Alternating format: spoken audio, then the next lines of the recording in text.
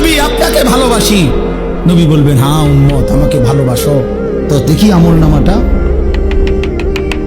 তো নবী আমল নামা দেখে বলবে, উম্মত 70 বছর বিড়ি খেয়েছে, এটা কেডা? হ্যাঁ, মস্কারি করো আমার লগে, মস্কারি করো, আমি বুঝি না ভালোবাসা কাকে বলে। হ্যাঁ, কি এটা উম্মত? আমারে ভালোবাসো তুমি, আর তুমি বললেই আমি বলে যাব কেন? হ্যাঁ, আমার আশেক উম্মতের কি অভাব পড়ে গেছে যে যা ফাই তাই লইয়া লইলাম? কেন? এটা কার? এই বিড়ি এগুলো কার? কারে জিজ্ঞাসা করে দাড়ি কাটছো? কারে? হ্যাঁ আশেক, কারে জিজ্ঞাসা করে দাড়ি কাটছো?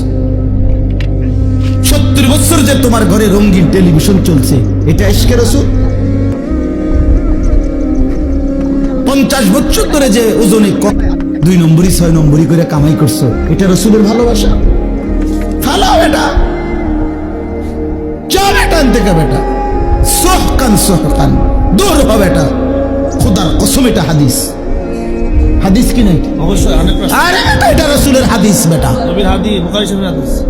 সোহকান সোহকান, আল্লাহর নবী বল যা বেটা, নবী বলবে দূর হবে এটা থেকে, দূর হবে এটা।